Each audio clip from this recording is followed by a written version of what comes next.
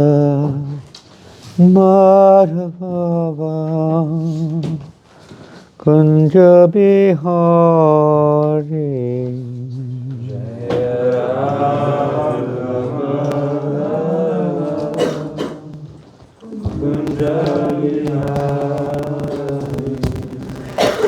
Radha Madhava Kunja Bihari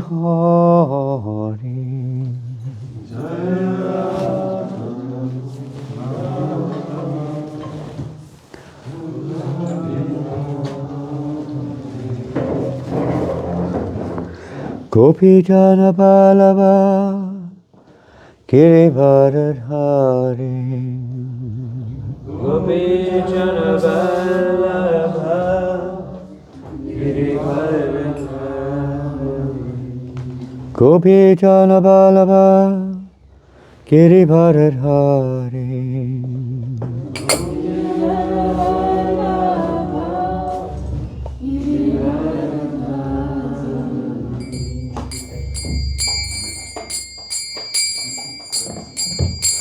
Yasodanandana Bhajajana Ranjana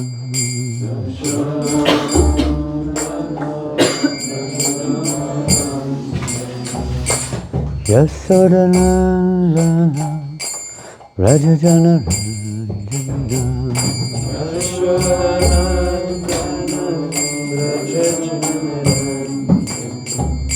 Yasodanandana Bhajajana Ranjana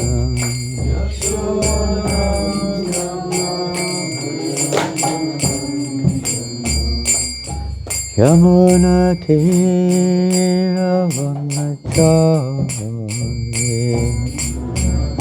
Tira Vanachari Yamuna Tira Vanachari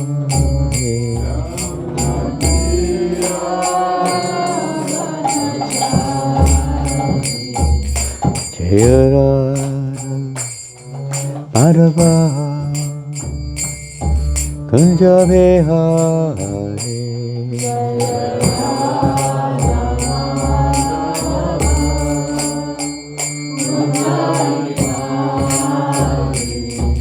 Jaya Radha Madhava Kunja Bihari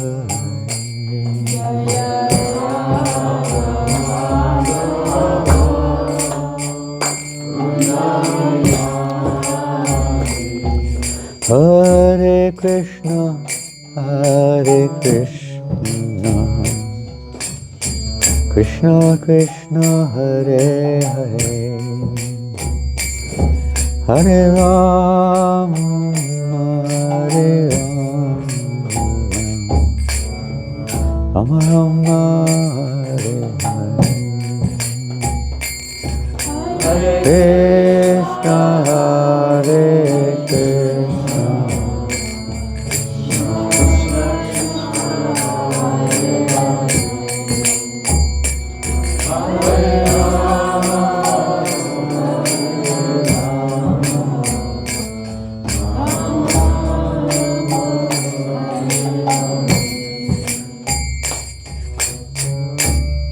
Hare Krishna, Hare Krishna, Krishna Krishna, Hare Hare,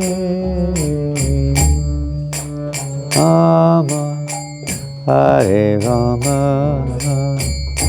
Rama Rama, Hare Hare.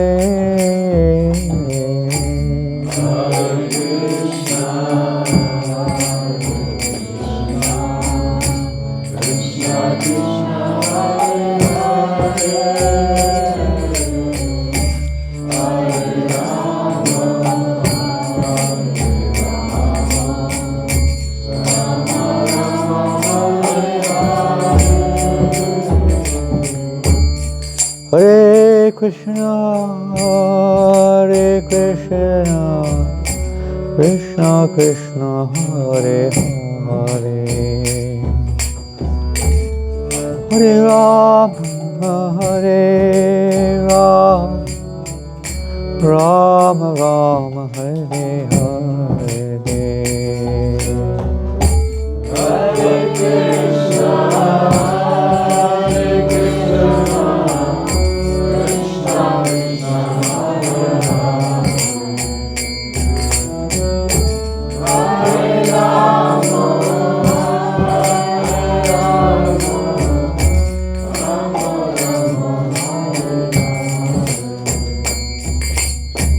Hare Krishna, Hare Krishna, Krishna Krishna, Hare Hare,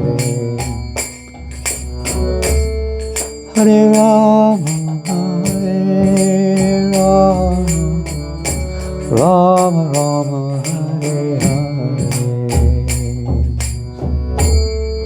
Hare Krishna, Hare Krishna, Krishna Krishna, Hare Hare, Hare Rama, Hare Rama, Rama Rama, Hare Hare.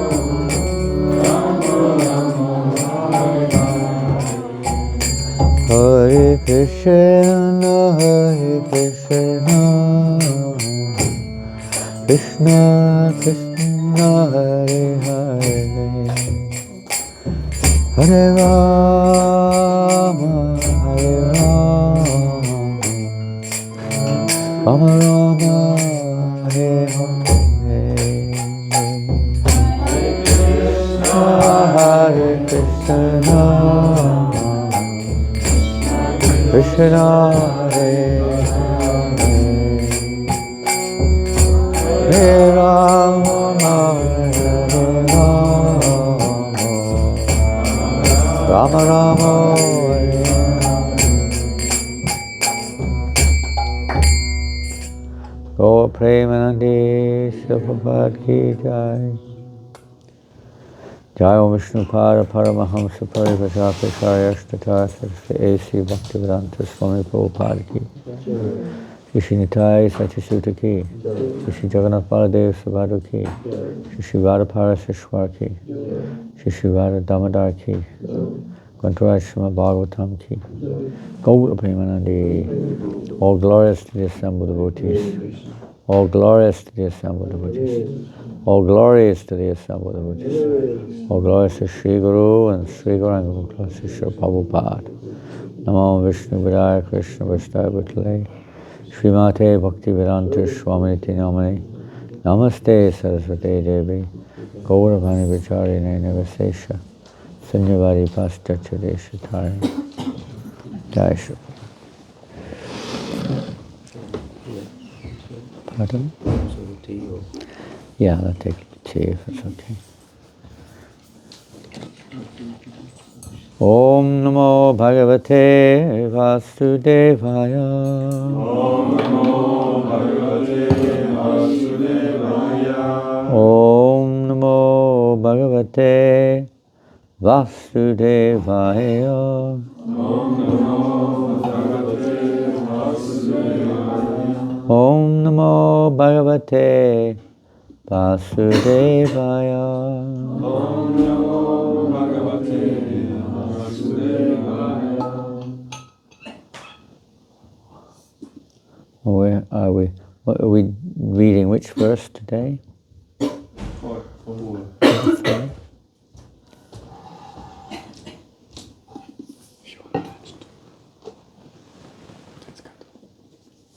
I don't know if it'll be there. That's French, isn't it? English. Is it in there? Chapter 9. Text 4. Isn't it? That you've broken open a new box or you bought from home? No, I opened the box. The box was open, but the books were not. Yeah, they should be sealed because that's the only full set we have left in France. There's none in ACV, there's none in my point. So put it straight back. We shouldn't make this a habit, otherwise you basically, distribute a set. Can we still use your computer to project the verse so that devotees can... Well, then I might as well just use my computer full stop. Yeah. speak Dutch. It's okay. I will take the one of Rasa Parena. Sorry. What? The computer of Rasa Parena. Not going to work, huh? Sorry.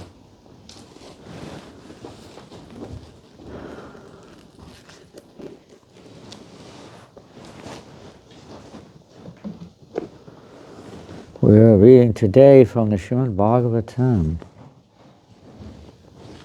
Canto 10, Chapter 9, Text 4, 5, and move forward, and 6 at least. 4, 5, maybe 6, let's see. So, this chapter is Mother Yasoda binds Lord Krishna. And for those who are not here, and those who are here, we decided to read this chapter during this month of Kartik. I have a question that we may need a translation into some language or other. Do we need a translation, ladies? Dayavati speaks fluent Bengali.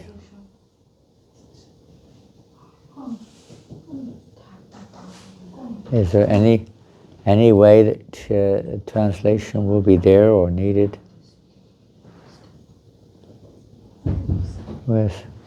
Who can answer this?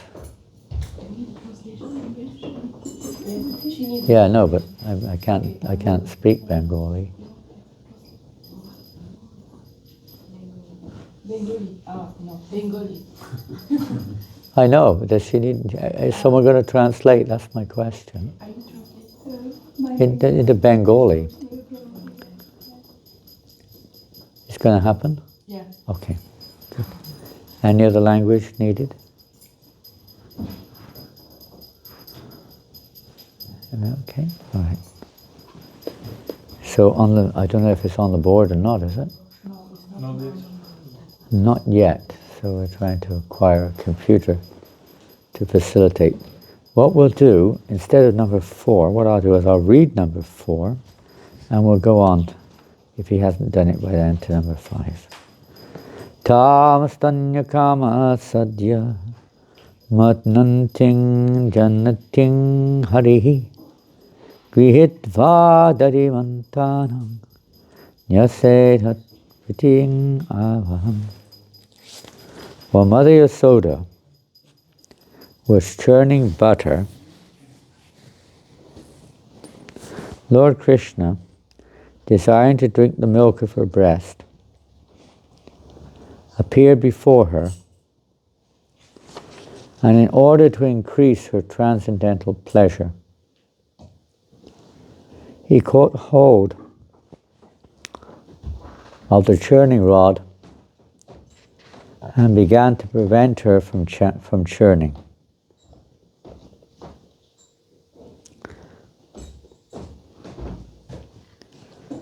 And there's a short purport to this verse. Krishna was sleeping within the room, and as soon as he got up, he became hungry and went to his mother, wanting to stop her from churning, and naturally he wanted to drink the milk of her breasts. He stopped her from moving the churning rod. Basically a repetition of the verse, almost. But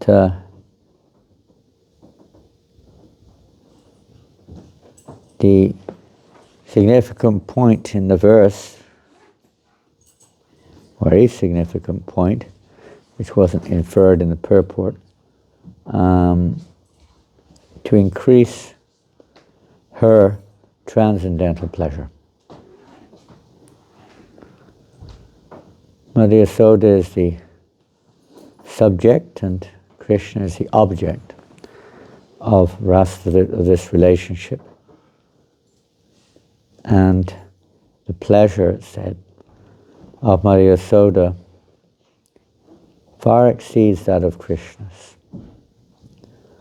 Although, of course, we could say in terms of pervasiveness, in every relationship Krishna is experiencing an unlimited happiness.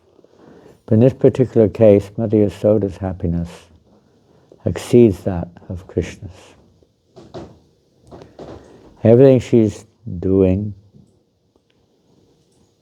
everything she's thinking, everything about her is simply a personification of her complete love for Krishna. There's not an iota of any other purpose than to bring pleasure to Krishna, whatever she does. As we've heard, she's churning. She's churning the yogurt freshly. Krishna is known as Makhan Chor. He's known as Navanita Chor. He's this description. She's from the freshly made yogurt the day before, the best, as we've heard. I was actually reading, there were actually, of the 900,000 cows, 100, but amongst the 100 there were five amongst those who were given this particular field, which is said to have descended from heaven. The grass was said to be, in of itself, sweeter than the sweetest milk. And these 5 cows were drinking that milk, were eating that grass. And from their milk, every day the cowherds would bring solid golden churns of that milk to Mother Yasoda to prepare those milk products for Krishna. So because she was feeling that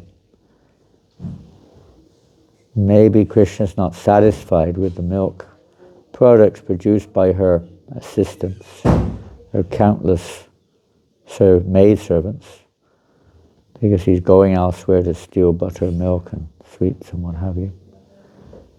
So she herself would prepare. And on this particular day, it said that it was the day of Diwali, as we've heard. And it so happened that all the rest of the residents or her servants in the palace, Mother Rohini, Nanda Maharaj, Balaram, they've all gone away. They're not present. They've gone off to the village of Nanda Maharaj's brother, Upananda. And no one else is present. One maidservant in attendance, but no one else. So it's a very special occasion where Mother Yasoda is basically alone with Krishna. No one else in the palace, practically speaking. And it's not an ordinary palace either. When we think of cowherds, cowgirls living in the village, you think of a mud hut. Some mud huts with thatched roof and cow patties on the wall. It's also there. But this palace of Nanda Maharaj was so opulent, defies practically the opulence of heaven, so opulent. And Krishna's not just lie on a straw mattress or something. He's in the most opulent bed. Everything is most beyond imagination. All the jewels and the various valuable metals and marbles and various valuable items constitute the room and its paraphernalia. Well, Krishna is sleeping very, very comfortably in that bed. Although it's Mother Yasoda, it says she's churning away on the rod. Churning rod. Something we may not have experienced in France. Whether there's anyone still doing that, I do not know. Maybe some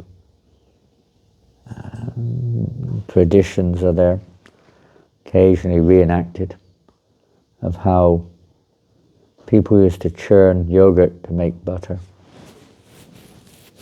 And it was a very special churning rod. It wasn't ordinary churning rod, gold, studded with jewels and gold and so on, and various ropes to steady it around the pot.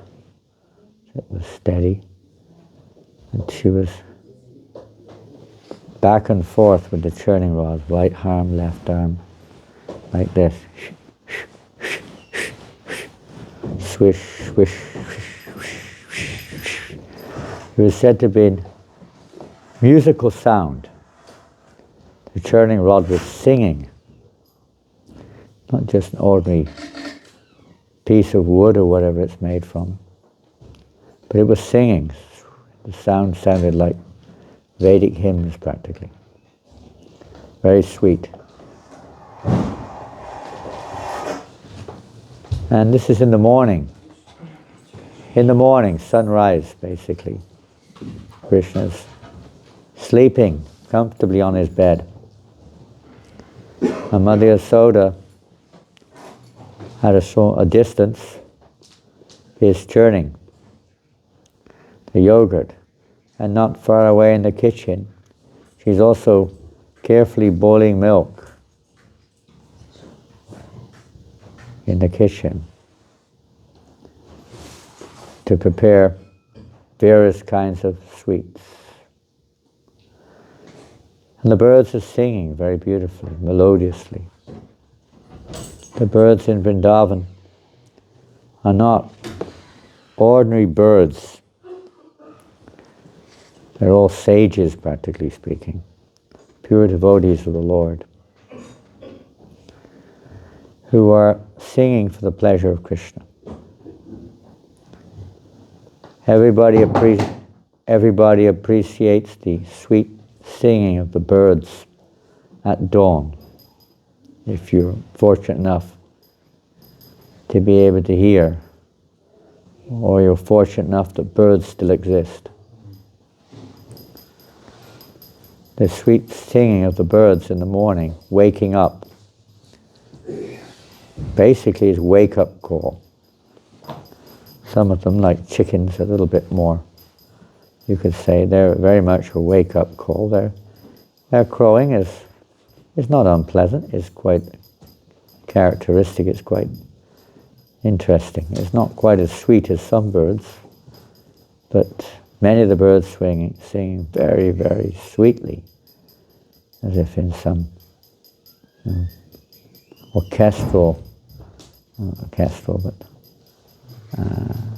song, all singing together. And this is all going on. And Mother Yasoda's ecstasy, her love of Krishna, oozing from her body as she's churning, sweating, in love for Krishna, getting tired. Her tiredness is another expression of her love of Krishna. Everything, she's totally absorbed in thinking of Krishna. He's allowing him to sleep on even though the time has passed for his rising. But eventually, as this verse describes, Krishna awakens. And here sometimes it's described, it says differently, but here it's described that he rises in the Bhagavatam, which is our authoritative text. And he's about 3 years old, apparently, so he can walk. So he goes to the place where Mother Yasoda is, and this is a typical a typical event in terms of, not this particular detailed event, but how a child, when a child wakes, if it can't walk, it will cry. If it can walk, it may cry also, but it may get up, and knowing that its mother is next door in the kitchen or somewhere close by, will go to its mother to get attention. Krishna wanted attention. And here we see that Krishna went to Mother Yasoda, tried to stop her. Child often does that. Doesn't really understand what you're doing necessarily, but tries to stop the mother at least from doing what they're doing, and to try to get their attention, as Prabhupada writes in the purport here. So that's just, but all this Krishna is doing, it increases the ecstasy of Mother Yasoda.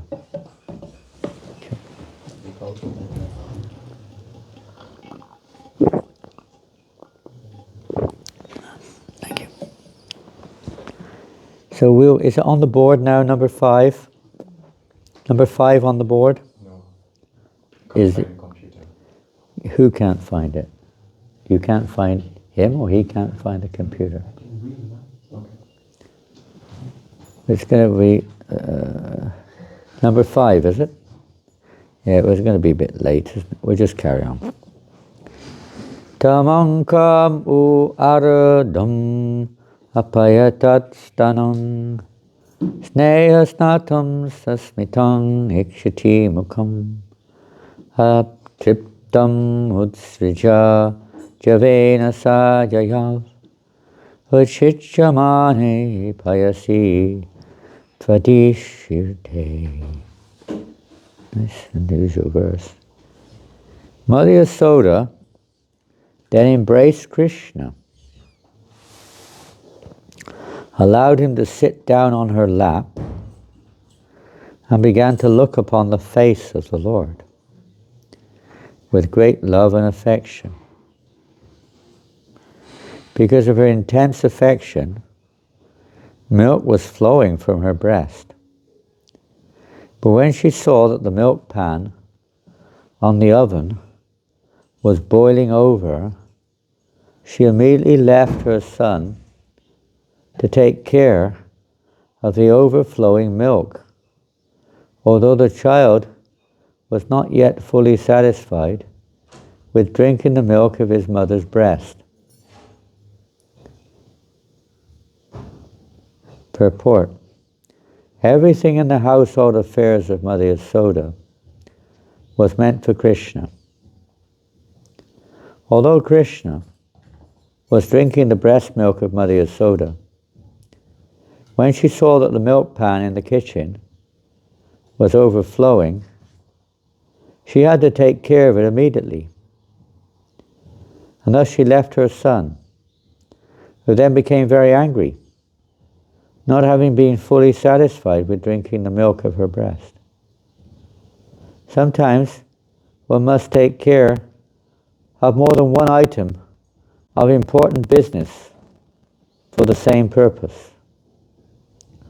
Therefore, Mother Yasoda was not unjust when she left her son to take care of the overflowing milk.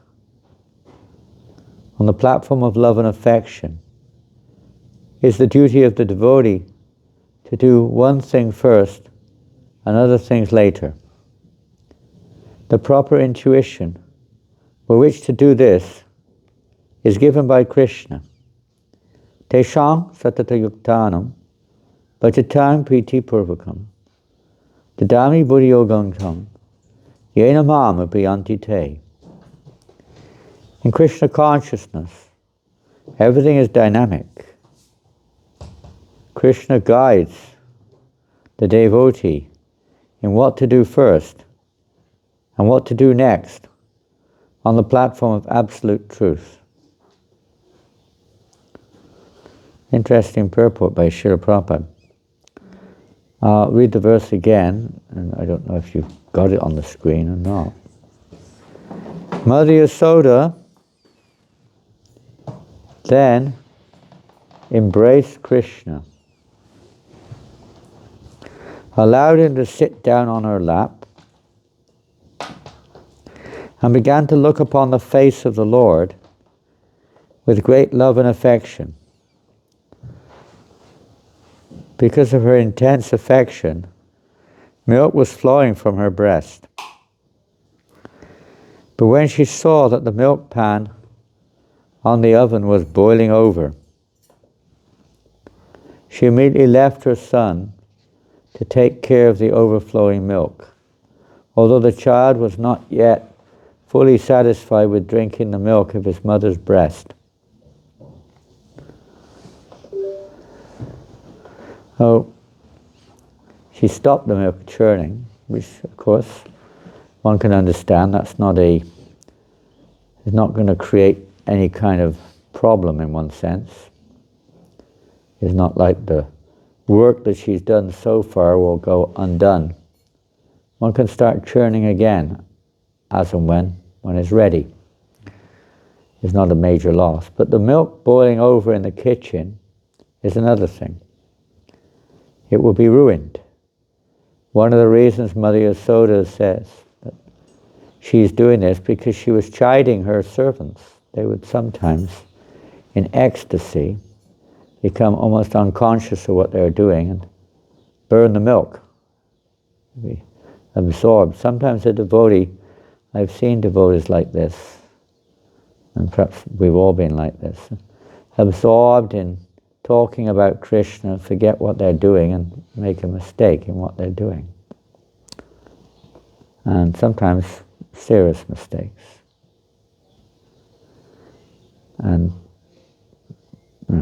well, hopefully not, but there have been many occasions where devotees have been driving cars and they get so absorbed in talking about Krishna or chanting Hare Krishna or paying their obeisances while they're driving.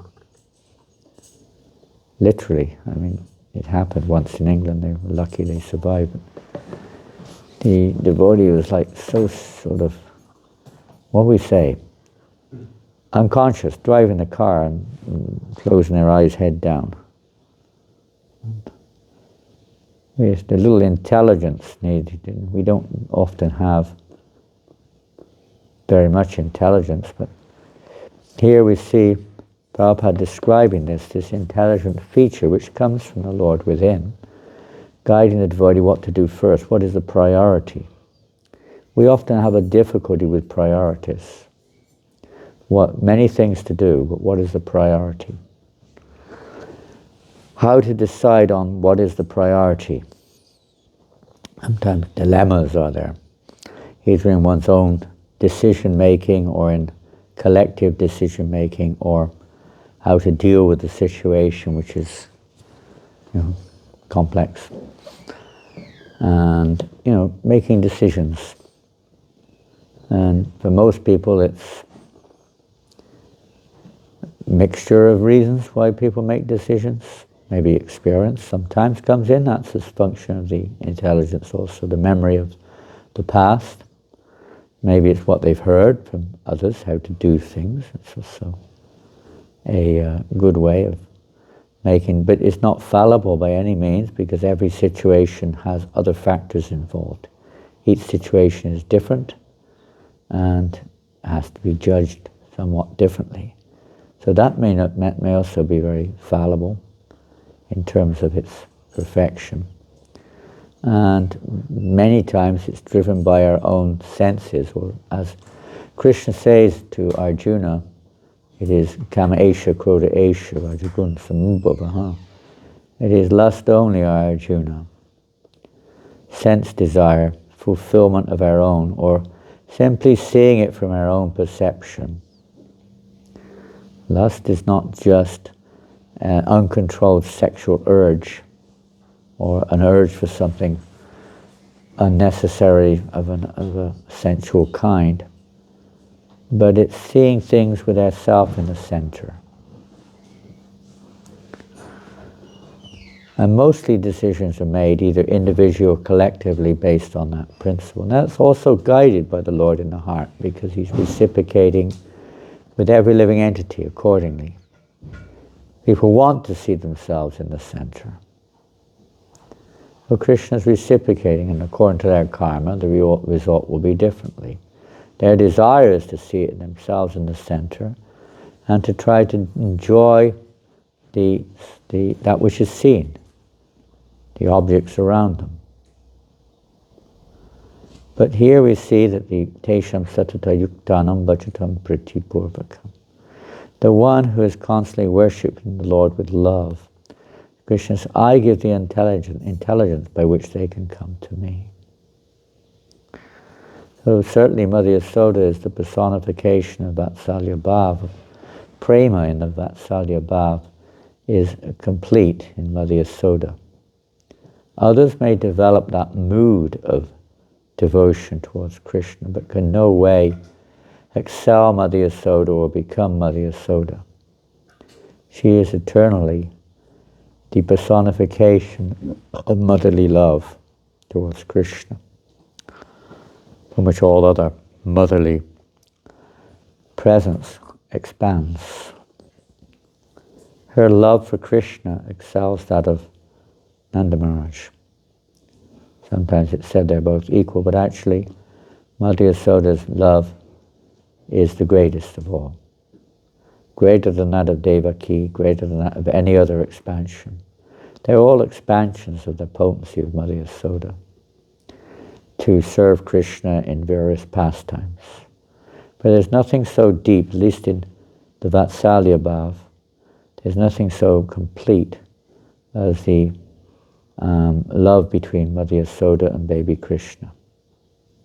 She can never, like any mother, even if they appear externally to be grown up, the mother, even in the material world, has this tendency to see their son. He may be a 50-year-old CEO of some major company, Reliance company in India or something, and the mother will still see him as her little baby and wishes that she could put him on her lap and breastfeed him, which may not physically be possible, but in her heart she feels like that. She always sees her son like that. Particularly this is common in India, how the mother's love for her child, even though he's 50 years old and he's a CEO for some big billionaire company, she still sees him like a helpless, dependent son who has, if he doesn't feed him, he'll die. It's natural love of a mother. Motherly Bengali mothers, like Dayavati, is a Bengali mother,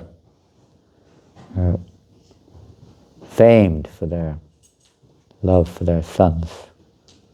Mother Sachi Devi, Bengali mother. Mother Yasoda is not a Bengali mother, she's a Brishbasi. That's the ultimate.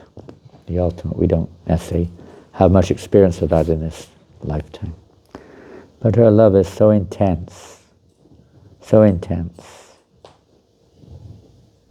Even the Krishna's, she's able to feed Krishna her own breast milk. Krishna hankers for that love. It's liquid prema. We say milk, but it's actually nothing but the prema of Mother Yasoda, which Krishna, in this case, is very special. We hear this Radha Damodar pastime, and one of the essences of this, in a sense, is Krishna, and even Lord Chaitanya's appearance in this world. He wanted to taste the prema of his devotees, the love which Radharani experiences is far greater than his own love in their relationship. And similarly in this relationship, the love, the prema, which Mother Yasoda experiences is even greater than that which Krishna experiences in love of Yasoda. It's incredible. But here he's drinking that prema. Another angle of Krishna tasting the prema of his devotees.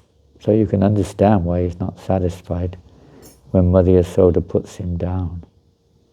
not just because he's hungry for praying. He's hungry for love, not just to fill his belly. He likes the taste of milk. This is not milk as we would normally term the word milk. This is the highest form of motherly praying, of love. When the child's in the lap of the mother, the child is very comforted, safe.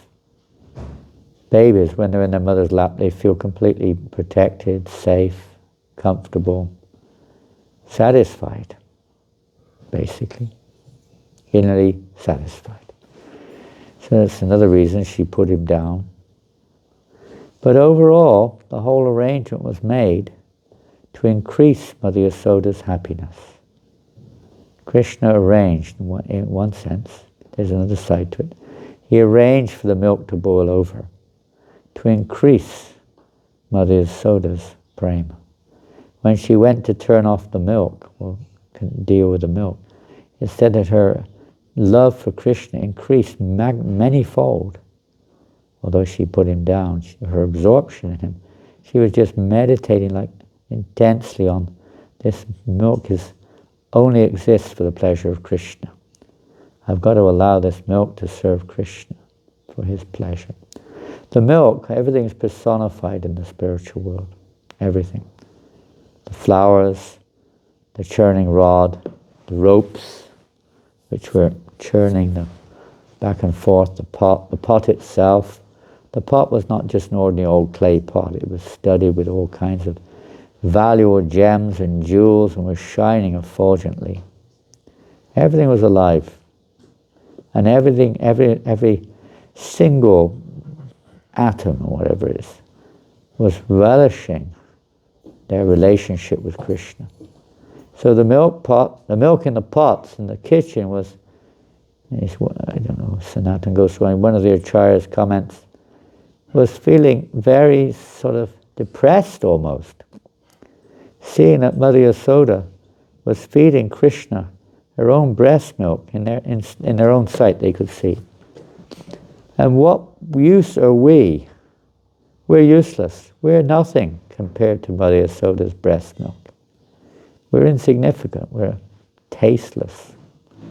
Although this is the most ecstatic milk that exists. So what's the point of our living? The milk was thinking. We may as well commit suicide. So the milk boiled over with the intention of burning itself in the fire. Like this, everything is. So Mother Yasoda also, save those devotees, their love for Krishna. So many angles are there. But it's all increasing the loving relationship. And that's the spiritual realm. In the material world, we're all thinking of increasing our own love, even when the concept, our own pleasure, even when the concept is there of helping others, is motivated. There's a motivation there. A self-motivation is not entirely selfless. Even the mother's feeding her child is still tinged with a degree of her own, you could say, satisfaction.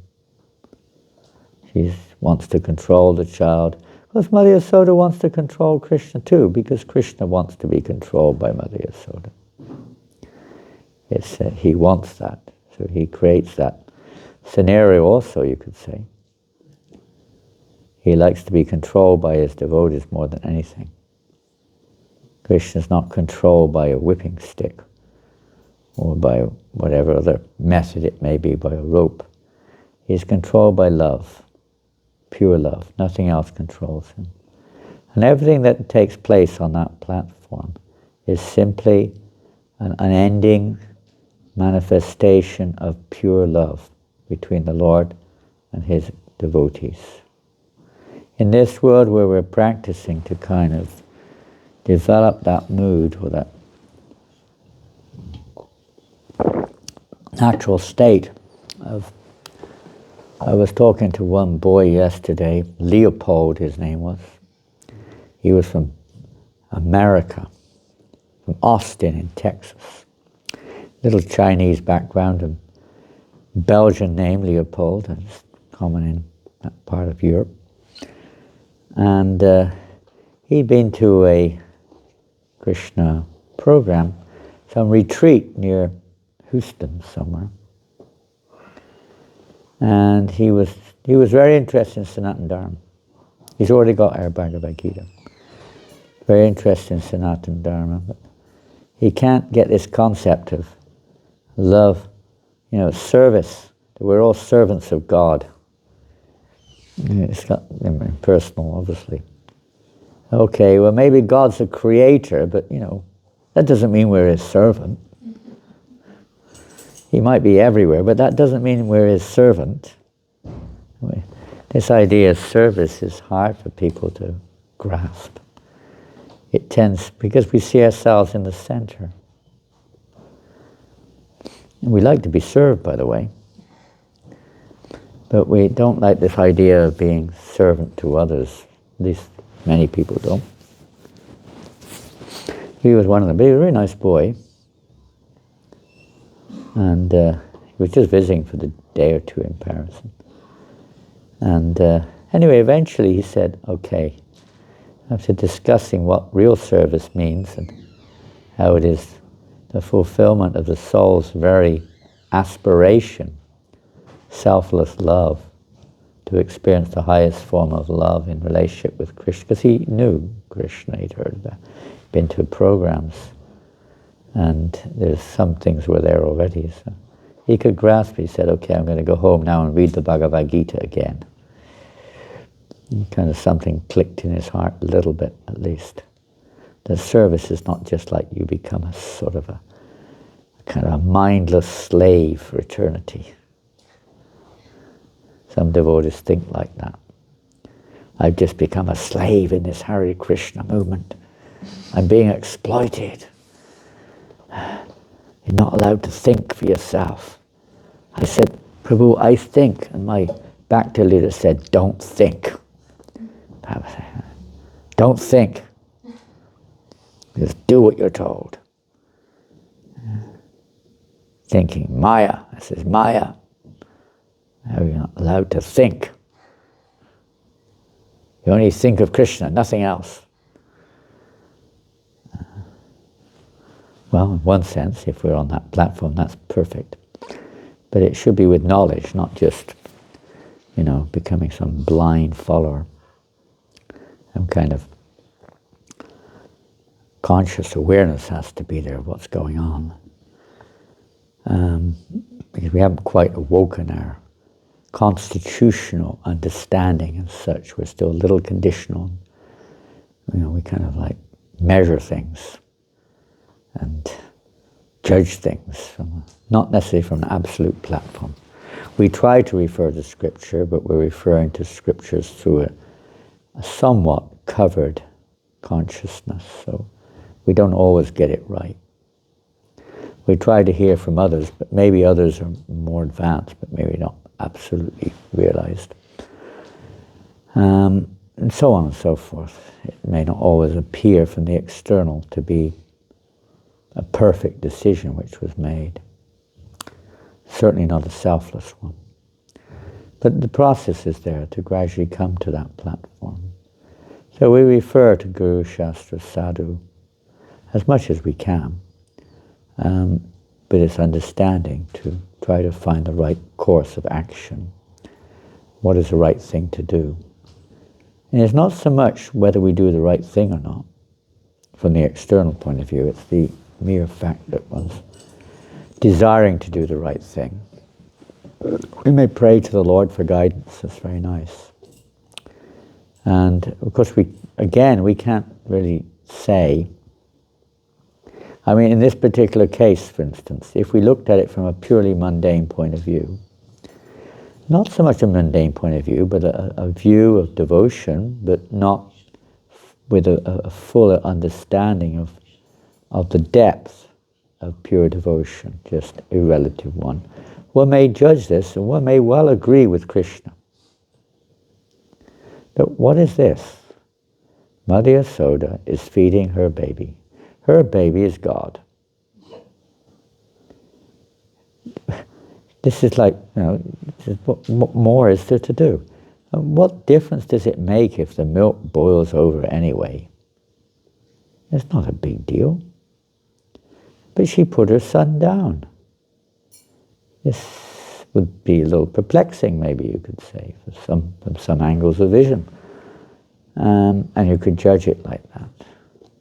We may not be able to understand exactly how this is all going on, but the real understanding of whatever is going on is simply increasing the pleasure, the bliss of Mother. Krishna is simply arranging things and behaving in such a way to increase Mother Yasoda's bliss. That's all he's interested in. He's not necessarily interested in milk, butter, yogurt, ghee, and so on. But everything is to increase the pleasure of his devotees. And vice versa. That everything a devotee does is to please Krishna. And you can't really learn that in a book or by discussing it in a meeting.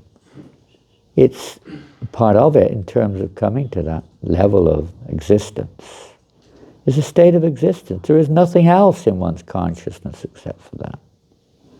It's not that you, well, should this or that. It's spontaneous. Spontaneous. And even if there's perplexity, that's also increasing the pleasure. There's no question of alternative. Everything is for the pleasure of the devotees from Krishna or from the Krishna from the devotees. Just like when we cook. Those fortunate devotees who are addressing the deities, what are they thinking? I hope they're not thinking of what they want to do themselves. I hope they're not thinking of fighting with each other or, getting this done as quickly as possible so I can go back to bed or do something else. Or thinking, I hope everyone praises me after the curtains open, how nicely I dressed the deities. I hope not. They're just thinking of how to bring pleasure to Krishna. Mother Yasoda, everything. She was actually, sometimes she was feeling somewhat envious of the earrings, Krishna's earrings, because they're always touching the soft skin of Krishna. It's a kind of different kind of envy. You may not have that type of envy. You may be envious of another devotee who seems to be getting more praise for the way they decorated the deities than I did. Sometimes nasty thoughts come in. But we hope they're positive. We're meditating on the Lord. We're just thinking how to bring more pleasure, like with Radharani for Radharani. When Radharani sees Krishna dressed so beautifully, she's very happy. And vice versa. Like that. The devotee is thinking of their pleasure. What colors would they like today? And especially, it's a little easier to ascertain in the kitchen, what would Krishna like to eat? I don't know if we ever think like that or not. What would Krishna like to eat? And I don't care if I don't even ever taste it. But all that matters is what Krishna would like. Huh? And that's supposed to be how we do things. Supposed to be. Whether, to what degree it is, I do not know. But it's supposed to be like that. One's always thinking like that. Mother Yasoda doesn't think when she's cooking, well, I think he likes samosas, so if I cook a lot of samosas, there'll be some left for me. And I can enjoy those samosas too. She's not thinking like that. She's only thinking of what pleases Krishna. Let him eat it all. He had an unending appetite. He could eat unending numbers of sweets. He was never satiated, although he would appear to be. But he could eat unending sweets. He didn't need sweets. He had plenty of sweets at home. He was just going to the neighbors and stealing butter and ghee and sweets and this and that, and eating it just for increasing the pleasure of the neighbors and manifesting these pastimes. Everything is for pleasure in the spiritual relationship. The pleasure of the object. In this world, we do tend to sometimes think, and when we're measuring the offering, another 10 seconds to go, and now I can put some aside for myself or somebody else. Well, that's not so bad to put it aside for others, but sometimes it's a little selfish. Or we cook what I like, the way I like it. We cook what I like, the way I like it. And everyone else complains, but that's irrelevant. That's your problem, not mine. You cook. You cook. Sometimes that happens. There's no spices, or there's nothing but spices. It's deep fried in oil, dripping in oil. I'm not sure if Krishna likes deep meat. He can do anything he likes, but generally we don't hear Krishna pastimes. Mother Yasoda is, what are they, crushing the things to make oil for Krishna's sweets or something. So, he's extracting the milk from the tofu to make some kind of milky preparation. They call it soya milk. Soya milk. We don't hear Krishna drinking soya milk. I don't think mothers in their breast have soya milk, as far as I know. If you eat too much soya, it might taste like soya. Or if the cows are just eating fields with only soya, whatever, I don't know what it looks like even. Their milk might be a little soy taste. That's not what's going on here, that's for sure. We're trying to give Krishna what he wants. To hell with what we want or what every other idiot wants. It's what Krishna wants that counts. That's the following in the footsteps, and that's obviously it's not absolute in our sense, in one sense, but the intention is in that direction. The guidance should be in that direction. The arrangements, as much as possible, should be in that direction. Why do we clean the temple? Is it just so that we can enjoy ourselves more, or we feel better, or the public are more attracted?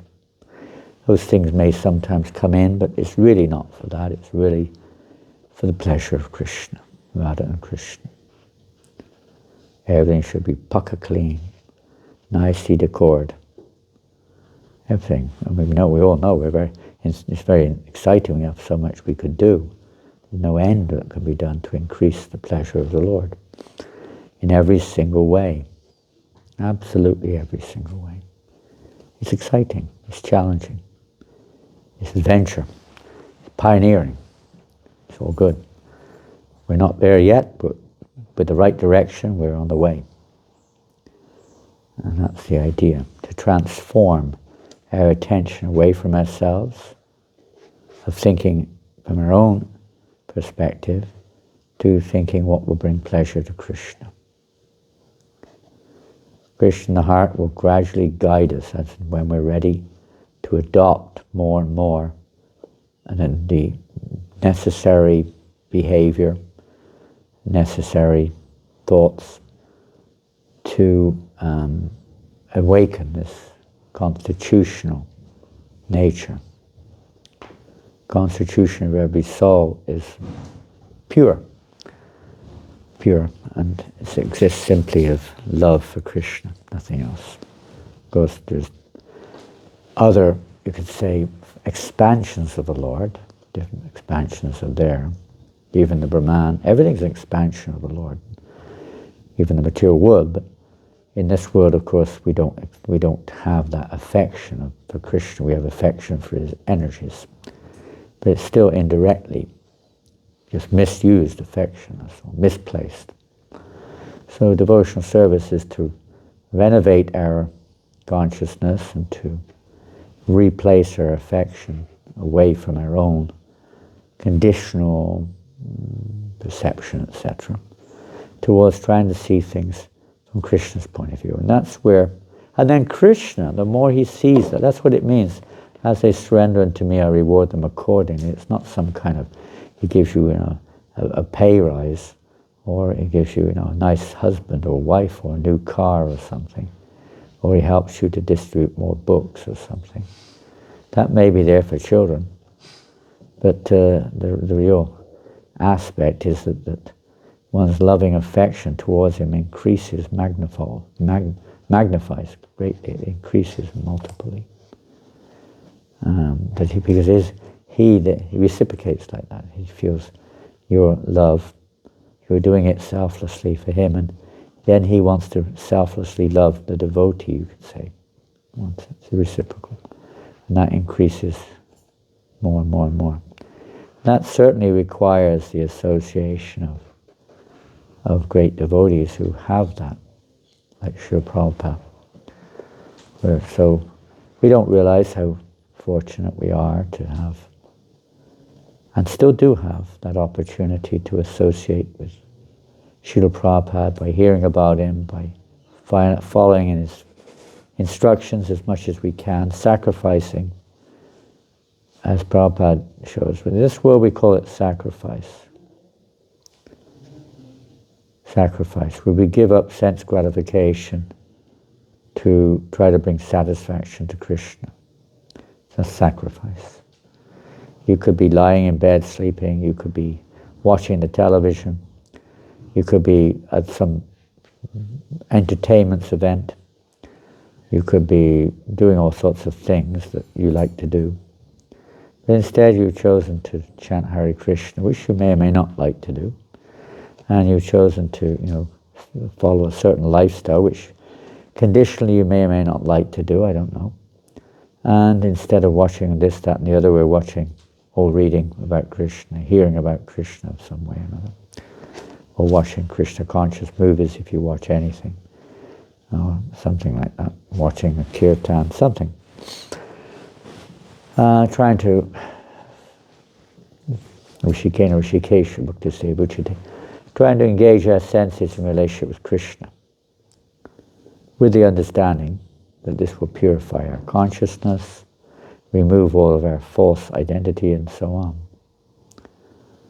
Even though it may not have become full blossom, but it's something maybe there. We have some faith there. But it's not a spontaneous, natural flow of devotion.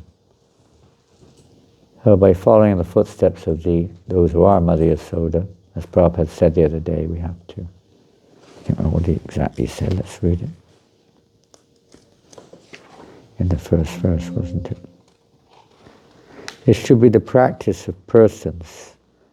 Mother Yasoda is constantly chanting the glories of Krishna while she's rendering her various services for Krishna's pleasure. This should be the practice of persons eager to remain Krishna conscious 24 hours a day. This incident shows how Krishna conscious Mother Yasoda was. To stay in Krishna consciousness, we should follow such persons. So, following such persons, like Srila Prabhupada, one achieves, the more sincere we are, one achieves the reciprocation of the Lord. To remove all other motivations, all other inhibitions, all doubts can be removed in this way, by following in the footsteps. But that's the free will of the soul. That's the choice of the soul. That's where free will really comes in. Do we want to follow our own perception, or do we want, with our own intentions for trying to get a comfort zone, or feel good, get praised, and so on and so forth, or do we want to bring pleasure to Krishna? And we learn how to bring pleasure to Krishna by trying to please his pure devotees. It's the greatest service in that sense. Lord Shiva says the greatest. To serve the devotees is even greater than to serve Krishna. That's the spiritual realm again. Because a devotee never thinks, Mother Yasoda has no choice, she's a personification of perfection. Although she's also happy to see other devotees engaging in those services. And same with Radharani. But ultimately, every devotee wants Radha to be with Krishna. It's only to increase that spirit of loving exchange between them. Other devotees sometimes appear to be, interfering with that, but seem to be taking the attention of Krishna. That increases the rasa, the relationship, the mood. Whether it's a feeling of separation or jealous anger or whatever it may be, it just increases the sweetness of the relationship. Just like you put a little spice in the sabji, for instance, or the dal. It's not all spices. Spices are meant there for many reasons. One of them is to enhance the taste. not to cover the taste of the dal or the sabzi, but to enhance it. They also have other purposes, digestion and so on. They have their service, it's the same in kirtan. The main thing in the kirtan is the sound of the name. It's not the beating of the djembe or the clanging of the gong or the blasting of the wampers or the stomping of the feet on the ground or whatever else it may be, or the screaming. The purpose is to embellish the sound of the holy name, to bring to the forefront Krishna. Shastras are there too, to remove all doubts so that the truth shines forth. And in the presence of pure devotees, this is facilitated. At least the opportunity is there. Whether we take it or not is our choice. That's where free will comes in. We may object to it, we may reject it, we may even ignore it entirely and just go away. We may challenge it, do whatever we like. Who the heck do we think we are? A conditioned soul attached to sense gratification, doesn't even know anything about its own body, thinks we know everything about the Absolute. Such is our pride. This pride which keeps the living entity from this opportunity is very difficult. Prabhupada says again, it is very, very hard for people to grasp. It's hard for us to grasp. Even if we theoretically know, but to actually enter into is another thing. So we'll just finish this off here. In Krishna consciousness, everything is dynamic. Krishna guides the devotee, we read that actually, in what to do first and what to do next on the platform of absolute truth. Oh. Anyway, this is pastimes such as these, especially this,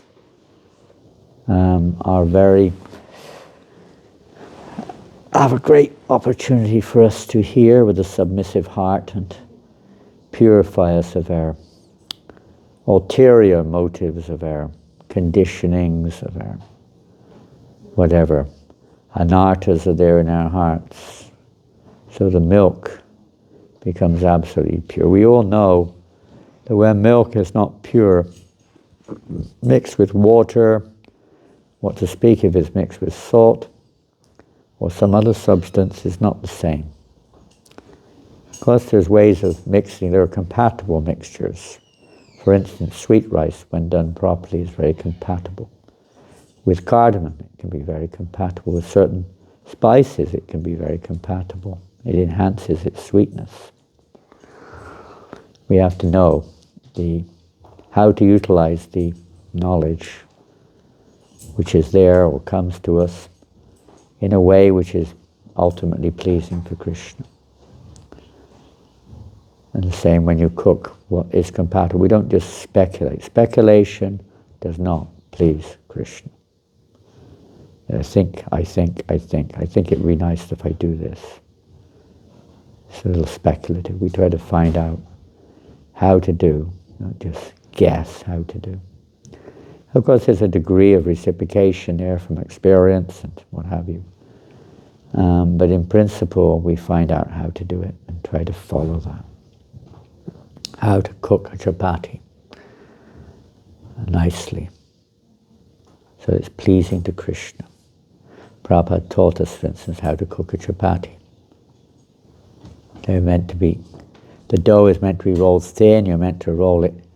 You don't roll chapatis in ghee, you roll them in flour. You don't roll puris in flour, you roll them in ghee.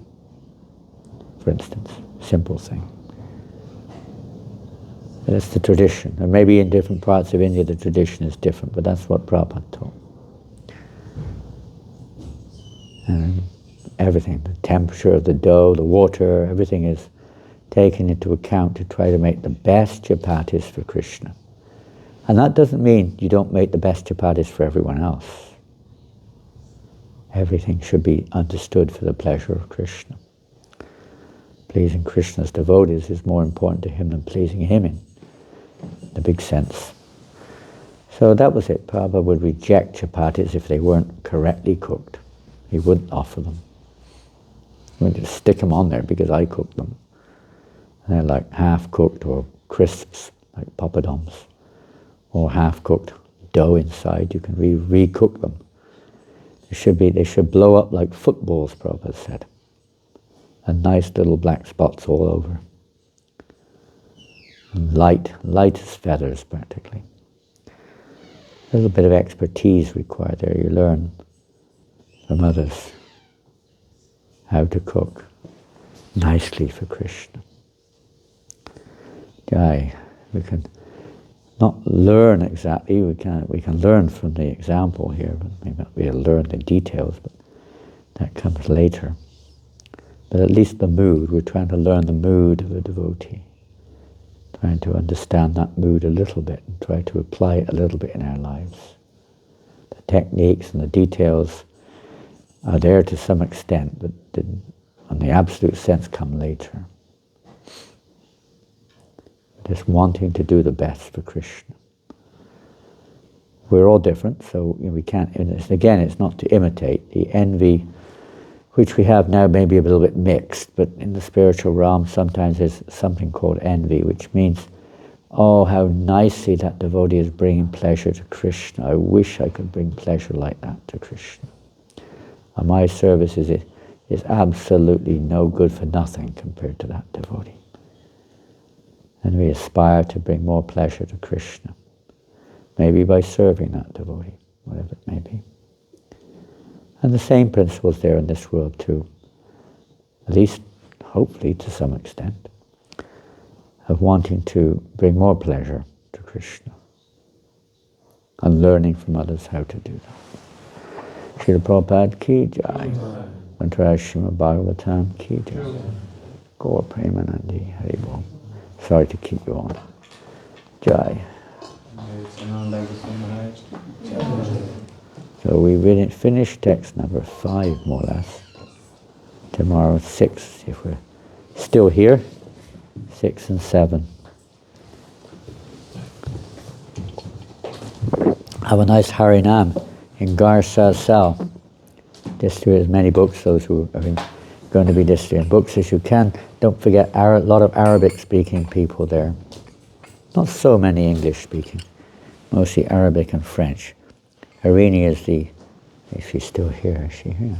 You're familiar with the Garsa Sal market, I know. It's never too late, right, Maharaj? Huh? It's never too late, isn't it? Yeah. Not to disturb. Hare Krishna. Om Namo Bhagavate Vasudevaya. Om Namo Bhagavate Vasudevaya. Did we have deity greeting yet? Yes, it's time for Guru Puja. We did. Hare Krishna. Jai. Hare Krishna. Onward go, onward, Krishna's soldiers.